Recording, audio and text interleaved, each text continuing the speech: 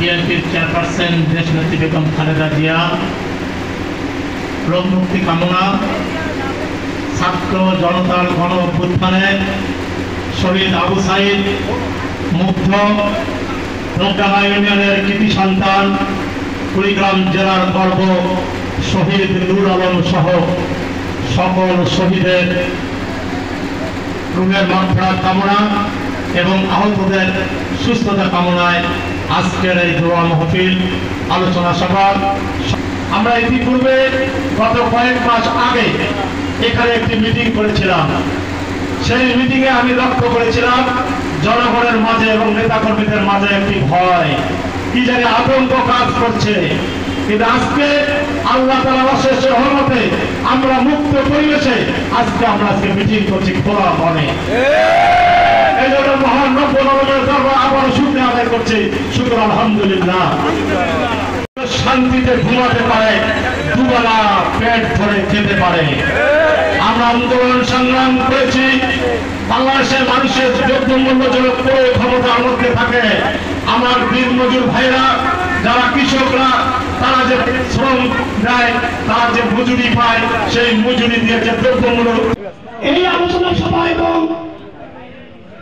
দোয়া মাহফিলের সম্মানিত প্রধান অতিথি, মাটি এবং মানুষের নেতা, তৃণমূলের রাজনীতিবিদ, গণমানুষের নেতা, কুড়িগ্রামের সংগ্রামী জননেতা জনাব আলহাজ সোহেল হোসেন নায়কবাদ সোহেল ভাই, বিশেষ অতিথি হিসাবে আমার এখানে উপস্থিত আছেন কুড়িগ্রাম উপজেলার সংগ্রামী সাধারণ সম্পাদক, যিনি বিগত সরকারের আমলে বিভিন্ন মামলায় জর্জরিত এবং কারাগার থেকে মুক্তিপ্রাপ্ত, এবং যিনি আমাকে আমার সঙ্গে সব সময় যার আমার যোগাযোগ হচ্ছে এই কুড়িগ্রাম জেলায় থানায় যত ইউনিয়ন আছে সব ইউনিয়নকে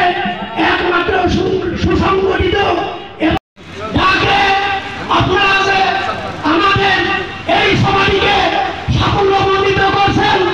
এজন্য আমরা ভোটাররা ইউনিয়নবাসী আপনাদেরকে আরেকবার আন্তরিক এবং ধন্যবাদ জানাই। প্রিয় ভাইয়েরা, আপনারা সবাই নিশ্চয়ই অবগত আছেন, বিগত 16 বছর এই স্বৈরাচারী সরকারের রোষানলের শিকার আমরা সেই জিয়ার সৈনিক। আমরা কিন্তু ওই 16 বছর ওই কোন দলের সঙ্গে, ওই কোন দলের নেতার সঙ্গে আপাত করে আমরা ভোটাররা ইউনিয়ন বিএনপি আমরা রাজনীতি করি নাই। আমরা রাজনীতি করেছি প্রেসিডেন্ট জিয়াউর রহমান। আমরা ভয় করি না, আমরা কোনো দুর্নীতি করি না, আমরা কোনো সন্ত্রাসী করি না। সম্মানিত সচিব, এ পর্যায়ে জেলা জননন্দিত নাম ছাত্র দল যুব দলের সাবেক সফল সভাপতি কুড়িগ্রাম জেলা বিএনপি। এবারের বিজয় মানুষের বিজয়, এবারের বিজয়।